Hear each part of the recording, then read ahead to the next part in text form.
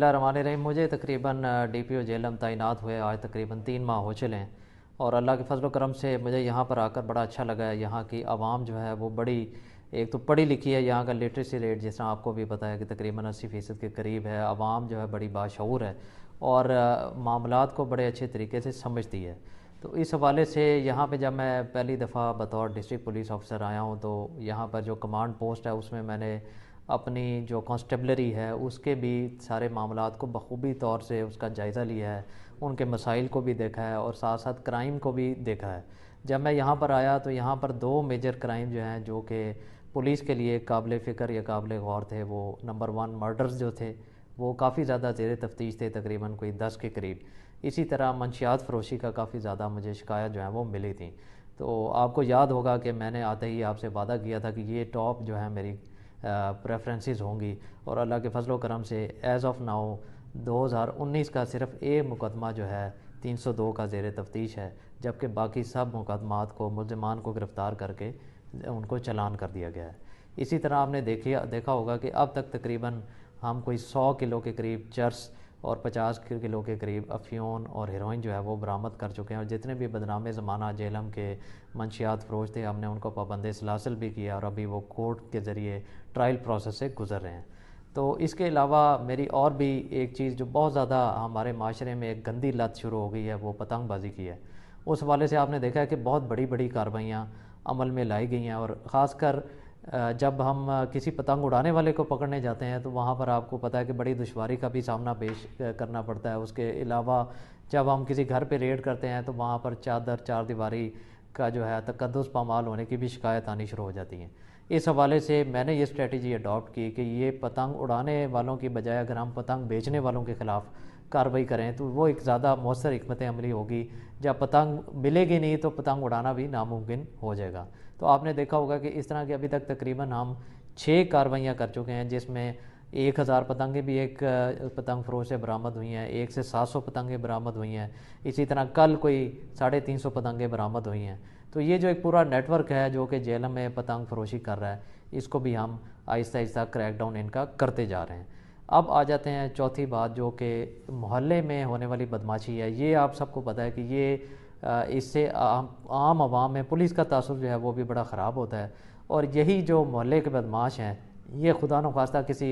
दिन बड़े हादसे का मौजब बन जाते हैं। ये कोई कत्ल मुकातला कर देते हैं जिसकी वजह से बड़ी एक कह लें कि तशनगी आम आवाम में पाई जाती है। तो इनके ख़िलाफ़ भी हमने 3 MPO के तहत जो कार्रवाई है वो शुरू कर दी है। काफ़ी ऐसे मुकदमात हैं जो पहले से अनट्रेस चल रहे थे, उनके अंदर भी हमने उनको चालान किया है पूरी तफ्तीश को मेरिट पर यकसू करने के बाद। इसके साथ साथ इसी से जुड़ा एक बहुत मशहूर या बदनाम ज़माना गैंग MSF जो कि थाना जलालपुर की हदूद में बहुत सरगर्म था। और जब मैं आया तो उस हवाले से वहाँ के साफ़ी बरादरी ने भी मुझे बहुत ज़्यादा शिकायत की कि ये वहाँ पर असला गिरी करते हैं और रातों को असला लेके पहाड़ों पर इधर उधर फिरते हैं, लोगों के साथ डकैती करते हैं। तो उसके तमाम तर जो अरकान थे उनको हमने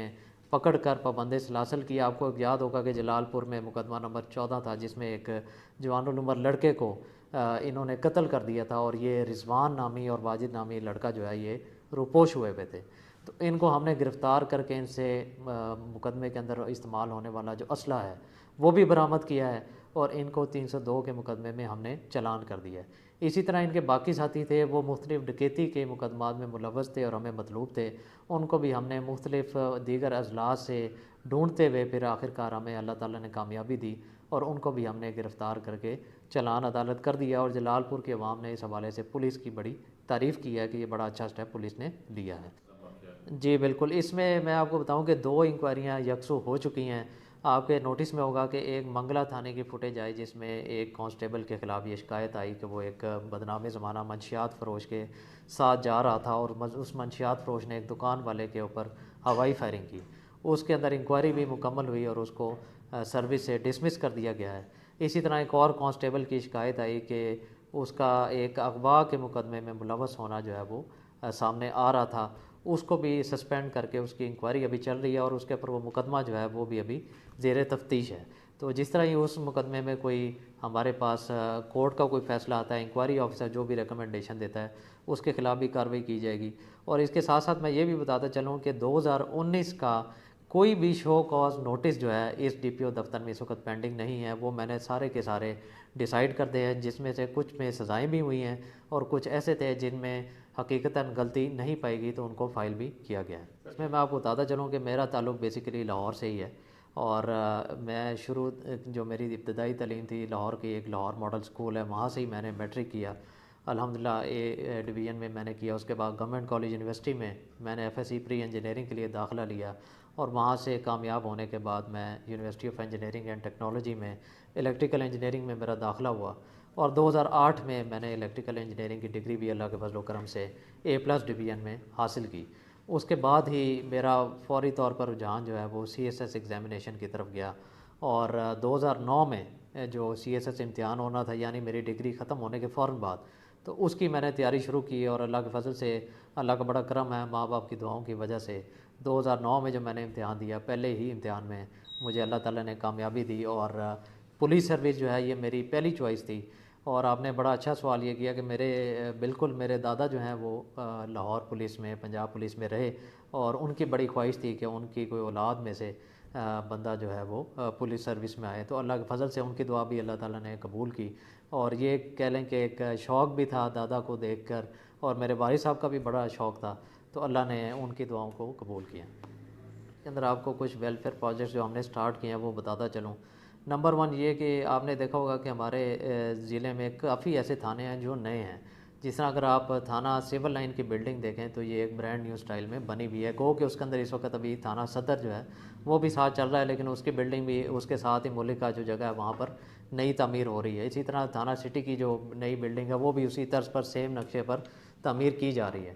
انشاءاللہ عید کے بعد ہم آپ کو انوائٹ بھی کریں گے. تھانہ جلال پور تقریباً ہم نے سارا نیا بنا دیا ہے، اور آپ جب آپ جائیں گے تو آپ بھی حیران ہوں گے دیکھنے کے بعد. اس کا سارا نقشہ جو ہے وہ تبدیل کر دیا گیا ہے، بیرکس کو نیا بنا دیا گیا ہے، تفتیشی کے کمرے جو ہیں وہ سارے برانڈ نیو بنا دیے گئے ہیں، محرر کے کمرے کو ریفربش کیا گیا ہے، SHO کا نیا کمرہ بالکل اسٹیبلش کر دیا گیا ہے، اور تھانے کی جو حوالات ہیں اس کے اندر واش روم جو ہے اس کو بھی ریپیئر کیا گیا ہے، اور اندر بھی سارا نیا پلستر کیا گیا ہے. اسی طرح کل بھی میں تھانہ ڈومیلی میں گیا، اور انشاءاللہ آپ دیکھیں گے کہ عید تک تھانہ ڈومیلی جو ہے یہ بھی بالکل ایک نئی شکل میں آ چکا ہوگا. اور یہ بڑی تاریخی عمارات ہیں، آپ کو پتہ ہے تھانہ ڈومیلی 1891 میں بنا، اور اسی طرح تھانہ جلال پور جو ہے وہ 1860 کی دہائی میں بنا ہے. تو یہ ان کی جو مین سٹرکچر ہے اس کو ایز اٹ از رکھ کر باقی اندر سے اس کو ماڈرن سٹائل میں کر دیا گیا ہے. اور انشاءاللہ آپ دیکھیں گے، میں آپ کو جب دعوت دوں گا تو آپ حیران ہو جائیں گے کہ یہ کیا آیا وہی بلڈنگ ہے. اس کے ساتھ ساتھ تھانہ سواوا میں ایک بہت بڑا مسئلہ تھا جو کہ آپ کے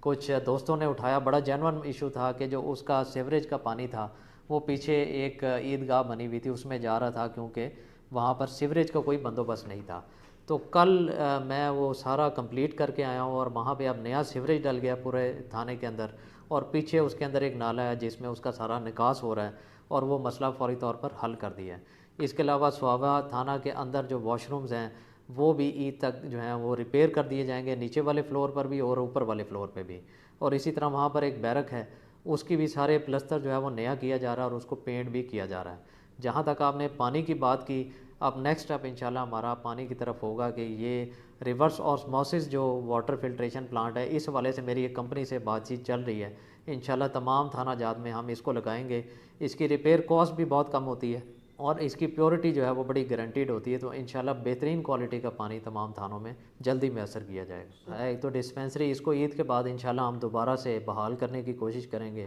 اور جہاں تک آپ نے کھانے کی بات کی تو اس حوالے سے میں بتاتا چلوں کہ جتنے بھی ہمارے لاک ڈاؤنز رہے ہیں کرونا کے دوران، یا یہ کوارنٹین سینٹر جس طرح ٹالیاں والا کالج تھا، اسلام پورہ اسلامیہ محلے میں ہم نے لاک ڈاؤن کیے رکھا، منگلا تھانہ میں آپ کو پتہ ہے آڑا جسروٹا جو ایک ایریا ہے وہاں پر ہم نے لاک ڈاؤن رکھا. اس طرح پھر آڑا بڈھار بھی ایک جگہ ہے وہاں پر بھی لاک ڈاؤن رہا. پھر اکڑا موڑا تھانہ سواوا کی حدود میں ہے وہاں پر بھی لاک ڈاؤن رہا. ان تمام تر لوکیشنز پر اللہ کے فضل و کرم سے 2 وقت کا کھانا اور 2 وقت کی چائے جو ہے وہ ہم نے اپنے ملازمین کو دی، اور بڑے ہی باعزت طریقے سے بند ڈبوں میں ہم یہ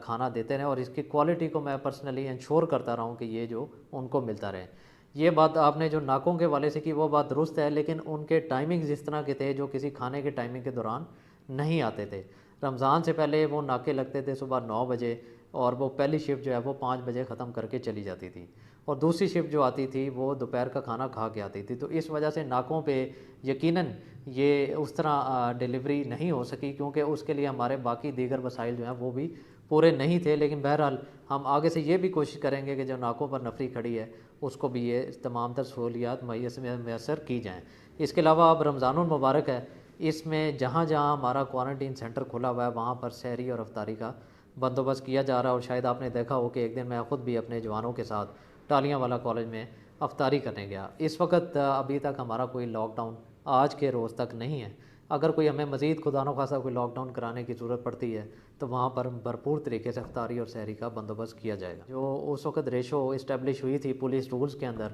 ابھی تک اس میں تبدیلی نہیں کی گئی، جو کہ ایک کہہ لیں بہت زیادہ وقت کی ضرورت ہے، اور یہ تمام حکومتی لیول پر ہمارے آئی جی آفس نے اس چیز کو ٹیک اپ کیا ہوا ہے۔ آپ کے سامنے ہے کہ نفری بہت کم ہے، اور جہلم کی آبادی تقریباً ابھی 13 لاکھ کے قریب پہنچ گئی ہے، اور اس کے عوض جو ہماری نفری ہے وہ اس کے تقریباً کہہ لیں کہ 100واں حصے کے برابر ہے، یعنی کہ ایک کانسٹیبل کے پیچھے تقریباً 1000 بندے کی ریشو بنتی ہے، جو کہ انتہائی زیادہ کم ہے۔ اگر آپ مختلف جو دیگر ترقی یافتہ ممالک ہیں اس طرف دیکھیں تو وہاں پر تقریباً 150 پبلک کے اوپر ایک کانسٹیبل جو ہے وہ ریشو بنتی ہے۔ تو 1 کانسٹیبل پر 150 پرسنز اور 1 کانسٹیبل پر 1000 پرسنز، تو ایک بہت زیادہ فرق ہے۔ اور اس کے علاوہ جن سوسائٹیز کی ہم بات کر رہے ہیں وہاں پر ایگیلیٹیرین سوسائٹی ہے، وہاں پر معاشرے میں سہولیات بہت بہتر ہیں، جابز بہت بہتر ہیں، تو وہاں پہ کرائم کی ریشو اس وجہ سے بھی کم ہے کہ لوگوں کو عام جو سہولیات زندگی ہیں وہ ان کے ذریعے معاش کے ذریعے مل جاتی ہیں۔ یہ جو ایک سوشل فیکٹر ہے یہ کرائم کیلکولیشن میں اکثر ہم بھول جاتے ہیں، اور اس کا سارا مدعا جو ہے وہ پولیس پر ڈال دیا جاتا ہے کہ جو کرائم ہو رہا ہے اس میں پولیس کی کوتاہی ہے۔ یقیناً پریونشن آف کرائم جو ہے وہ پولیس کی اہم ذمہ داریوں میں شامل ہے، لیکن یہ ڈیفرنٹ سوشل فیکٹرز بھی ہیں جو کہ کرائم کے بڑھنے میں کردار ادا کرتے ہیں۔ جس طرح آپ نے اکثر دیکھا ہے کہ زمینی معاملات پر مرڈر جو ہے وہ ہو جاتا ہے۔ اب اس میں زمینی معاملات میں دیکھنے میں یہ آتا ہے کہ سال ہا سال ایک کیس چل رہا ہوتا ہے، اور وہ تقسیم اور خانگی تقسیم کے معاملات جب حل نہیں ہوتے اور ساری پنچایت وغیرہ فیل ہو جاتی ہے تو لوگ پھر اس طرح قتل مقاتلے پر آ جاتے ہیں، جو کہ کرائم کی کیٹیگری میں آتا ہے۔ تو یہ جو دیگر معاشرتی ناانصافیاں یہ بھی کرائم کی بہت بڑا موجہ بنتی ہے۔ دیکھیں جو موجودہ حکومت ہے اس نے پہلے ہی بہت اچھا اقدام کیا ہے کہ گاڑیوں کے حوالے سے آپ نے دیکھا ہوگا کہ ابھی کچھ عرصہ قبل چیف منسٹر صاحب نے آئی جی صاحب کو ایک اپروول دی ہے، اور انشاءاللہ میرے خیال آنے والے وقتوں میں وہ گاڑیاں اس طرح پھر ہمارے پاس آ جائیں گی۔ آپ کو پتہ ہے کہ دیگر جو اضلاع ہیں وہاں پر بھی پہاڑی علاقہ ہے، تو پہاڑی علاقے کی گاڑیوں کی طرح ریکوائرمنٹ ڈفرینٹ ہوتی ہے اور ان کی ٹرین ڈفرینٹ ہوتی ہے۔ تو ایک یہ بہت بڑی لانگ سٹینڈنگ پولیس کی ڈیمانڈ تھی جو کہ اللہ کے فضل و کرم سے اس میں پولیس کو کامیابی ملی ہے۔ اسی طرح آئی جی صاحب بڑے میٹیکولس ہیں شہداء پیکج کے حوالے سے، اس پر بھی حکومت کا بھی بہت زیادہ توجہ ہے، اور حکومت نے اس کے طرف اپنی توجہ مرکوز کی ہوئی ہے، اور انشاءاللہ اس تمام تر جو اس طرح کے معاملات ہیں وہ بھی آہستہ آہستہ حل ہوتے جائیں گے۔ ٹیکنالوجی جو ہے وہ آلریڈی پنجاب پولیس میں سمجھتا ہوں کہ باقی دیگر پولیس ہے ٹیکنالوجی میں بہت زیادہ ایڈوانس ہے، اور اس میں فوری طور پر جدت بھی آ رہی ہے۔ جس طرح کوئی نیا ہمیں فیچر دیکھنے کو آتا ہے کہ یہ اس سے کرائم کنٹرول ہو جاتا ہے، تو پی آئی ٹی بی کی مدد سے ہم ایک نیا سافٹ ویئر ڈیولپ کر دیتے ہیں۔ سی پی او جو ہمارا سینٹرل پولیس آفس ہے وہاں پہ باقاعدہ ایک ڈی اے جی رینک کے آفیسر ہیں جو کہ آئی ٹی کو ہیڈ کرتے ہیں، جن کا تعلق پی آئی ٹی بی کے افسران کے ساتھ رہتا ہے کہ جب بھی ہماری کوئی نیڈ ہوتی ہے تو وہ نیا سافٹ ویئر بھی ہمیں ڈیولپ کر کے دے دیتے ہیں۔ لوکیشن میں جو آپ ٹیسٹ کرنی پڑتی ہیں موبائل کمپنیوں سے، جی تو موبائل کمپنیاں آپ کے ساتھ تعاون کرتی ہیں؟ اس میں دیکھیں یہ جو اس کا ایس او پی ہے وہ یہ ہے کہ یہ رینج لیول پر یہ آئی ٹی سسٹم لگتا ہے۔ جب ہمیں کوئی ریکوائرمنٹ ہوتی ہے تو ہم رینج آفس کو ریکویسٹ کرتے ہیں، اور ان کا فیڈ بیک میکنزم ابھی کافی فاسٹ ہے۔ اگر آپ آج سے 1-2 سال قبل چلے جائیں تو سی ڈی آر آنے میں 3 سے 4 دن لگتے تھے، جو کہ ابھی ود ان 24 آورز آ جاتی ہے۔ تو یہ میں سمجھتا ہوں کہ بہت زیادہ بہتری آئی ہے، اور امید ہے کہ انشاءاللہ آئندہ آنے والے کچھ سالوں میں یہ مزید بہتر آ جائے گی، اور یہ تقریباً گھنٹوں میں یہ سسٹم کنورٹ ہو جائے گا۔ میرا سیکیورٹی آرڈر آلریڈی جاری ہو چکا ہے، اور آپ نے دیکھا ہوگا کہ صبح 11 سے لے کے شام افطاری تک ہمارے ناکے لگتے ہیں۔ اس کے علاوہ ہر تھانے میں ڈبل کیو آر ایف اور ڈبل محافظ چل رہے ہیں۔ جو ہمارا کرائم ٹائم ہے اس کو دیکھتے ہوئے ہم نے یہ ساری جو ہے ڈپلائمنٹ پلان کیا، اور لاک ڈاؤن کھلے ہوئے آج تقریباً تیسرے ایسا چوتھا دن ہو گیا ہے۔ اللہ کے فضل سے ابھی تک کوئی رابری کی کمپلینٹ جو ہے وہ نہیں آئی، اور اس میں نے ایس ایچ اوز کو امپاور کیا ہے۔ یہ نفری میں نے لائن سے ایکسٹریکٹ کر کے ایس ایچ اوز کو دی ہے، اور جو انہوں نے ریکوائرمنٹ اپنی پٹ اپ کی ہے گاڑیوں کی، محافظ کی یا ناکوں کی کہ اس جگہ ناکہ ہونا چاہیے، میں نے ان سے ان کی جو کہہ لیں مشورہ لے کے ان کو وہاں پر تعینات کیا، اور یہ ان کے اندر ان کو فلیکسیبلٹی بھی دی ہے کہ اگر ان کو لگتا ہے کہ یہ ناکہ یہاں سے اٹھا کر کسی اور جگہ منتقل کرنا چاہیے تو وہ اپنے مطابق کر بھی سکتے ہیں، کیونکہ فیلڈ کمانڈر وہی ہیں اور انہوں نے ہی کرائم روکنا ہے، اور ہم ہی ان سے ہی پوچھ گچھ کرتے ہیں کہ اب آپ کو ہم نے اتنے ریسورسز دیے تھے تو کرائم آپ نے کتنا روکا ہے۔ تو اللہ کا بڑا فضل و کرم ہے، ابھی آخری 11-12 دن رہ گئے ہیں۔ اللہ تعالیٰ سے دعا ہے کہ اللہ تعالیٰ یہ باحفاظت گزار دے۔ اس کے ساتھ ساتھ میں آپ کے توسط سے یہ بھی میسج دوں گا کہ یوم علی کے حوالے سے حکومت نے پالیسی جاری کر دی ہے کہ جلوس آئے جو ہیں وہ ان کی اجازت نہیں ہے، اور ہماری اہل تشیع کمیونٹی جو ہے ان سے بھی بات چیت ہو گئی ہے، انہوں نے بڑا کوآپریٹ کیا ہے اور انہوں نے یہی کہا ہے کہ کرونا کے حوالے سے SOPs کو مد نظر رکھتے ہوئے حکومت کے تمام تر احکامات کو وہ تسلیم کرتے ہیں، جو کہ ان کی طرف سے ایک بڑا اچھا اقدام ہے کہ اس میں انہوں نے ہمیں انتظامیہ کے ساتھ بھرپور تعاون کا سلسلہ جاری رکھا ہے۔ اسی طرح آخری بات جو میں کہوں گا کہ یہ لاک ڈاؤن کا جو جمعہ ہفتہ اتوار ہے،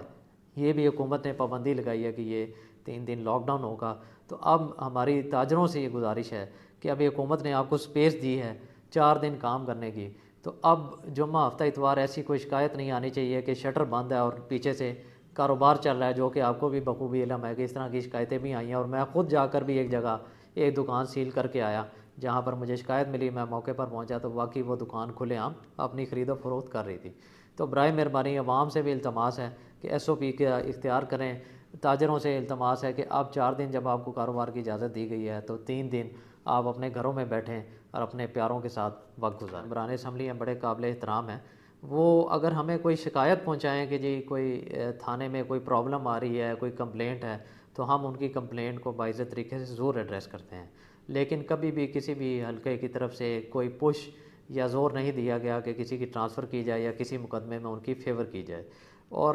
ایک چیز بڑی اہم ہے، وہ یہ ہے کہ یہ ایک پبلک دفتر ہے، اس میں کوئی کسی ممبر کے ریفرنس سے آئے یا خود بھی آ جائے، ہم نے سب کی بات سننی ہوتی ہے، کیونکہ DPO کی ذمہ داری ہے کہ وہ سب کی بات تسلی سے سنیں، اور آخر میں فیصلہ جو ہے وہ یقیناً انصاف کی بنیاد پر ہوتا ہے۔ تو ہمارے دفتر میں جو بھی آتا ہے ہم اس کی بات ضرور سنتے ہیں، اس کو پھر میرٹ پر یکسو کر کے ہم فیڈ بیک بھی دیتے ہیں کہ یہ جو کمپلینٹ آئی تھی اس کے پیچھے یہ محرکات تھے، یہ ہماری تفتیش میں بات سامنے آئی ہے اور یہ بات سچ ہے اور یہ بات غلط ہے۔ میرے جو ماتحت ہیں، سب سے پہلے میں ان کو خراج تحسین پیش کرنا چاہتا ہوں کہ انہوں نے کرونا کے حوالے سے جو ڈیوٹی کی ہے اس کی مثال نہیں ملتی۔ آپ کو پتہ ہے کہ ہمارے لڑکوں نے جہاں پر پازیٹیو پیشنٹس تھے، DHQ میں تھے، کوارنٹین سینٹر ٹالیاں والا میں تھے، تو رات دن وہاں پر انہوں نے ڈیوٹی کی اور بلا خوف و خطر ڈیوٹی کی، اور اس کے نتیجے میں آپ کو یہ بھی پتہ ہے کہ ہمارے اپنے بھی 3 کانسٹیبلان جو ہے وہ پازیٹیو ہوئے، لیکن میری ان میں سے ایک کانسٹیبل سے بات بھی ہوئی اور اس کا بڑا جذبہ بلند تھا۔ میں نے اسے سمجھایا بھی کہ آپ نے گھبرانا نہیں ہے، انشاءاللہ ہم آپ کے پیچھے کھڑے ہیں اور ہم آپ کی فیملی کا بھی لک آفٹر کریں گے۔ جب میں نے اس کو آفر دی کہ اگر آپ کو گھر میں کوئی راشن وغیرہ کی ضرورت ہے تو اس نے انکار کر دیا کہ سر بالکل اللہ کے فضل کرم سے ہمیں اس کی کوئی ضرورت نہیں ہے۔ تو اب بھی اس کا ایک ٹیسٹ نیگیٹو بھی آ گیا ہے، تو امید ہے کہ انشاءاللہ یہ میرے تینوں لڑکے تھے جب ہو کے واپس دوبارہ یہ روٹین کی ڈیوٹی میں آئیں گے تو انشاءاللہ ان کو ریوارڈ کا سلسلہ بھی جاری رہے گا، اور میں ان کے پیچھے کھڑا ہوں، جہاں پہ ان کا کام درست ہوگا ان کو بھرپور شاباش ملے گی، جہاں اسے غلطی کوتاہی ہوگی تو ان کی اصلاح بھی کی جائے گی اور ان کو ڈانٹ ڈپٹ بھی کی جائے گی۔ دوسری بات جو آپ نے عوام کے حوالے سے کی، میری گزارش ہے عوام سے کہ برائے مہربانی یہ کرونا کو بہت سیریس لیں۔ ابھی آپ کے سامنے ہے کہ لاک ڈاؤن کو ریلیکس ہونے کی وجہ سے یہ جو کیسز ہیں کرونا کے اس میں اضافہ ہو رہا ہے، تو خدا نہ خواستہ ہم کسی ایسے نہج پر نہ پہنچ جائیں کہ حکومت کو دوبارہ کوئی سخت فیصلہ لینے کی طرف توجہ مرکوز کرنی پڑے۔ تیسری بات جو آپ نے کرمنلز کے حوالے سے کی، اس میں بتاتا چلوں کہ انشاءاللہ زیرو ٹالرنس پالیسی ہوگی۔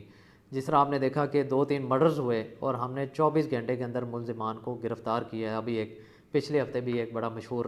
مرڈر ہوا جس میں آپ سب نے بھی اچھی خاصی رپورٹنگ کی، اور ایک لوکل پولیٹیکل لیڈر تھا جس کو مرڈر کر دیا گیا تقریباً اسی وقت ظہر کے ٹائم پہ۔ تو اللہ کے فضل و کرم سے میں نے اپنی ٹیم کو اگلے دن سحری تک رننگ پوزیشن میں رکھا، اور پہاڑوں کے اندر ہم نے اس بندے کو 18 گھنٹے کی محنت کے بعد جو ہے وہ تلاش کر لیا۔ تو اس طرح جو بھی کرمنل ہے اس کے پیچھے ہم اس طرح بھاگتے رہیں گے، یا تو یہ کرمنل کرائم کرنے سے باز آ جائیں گے یا پھر ہم ان کو پکڑ کے کیسز کے اندر گرفتار کر کے چلان کر دیں۔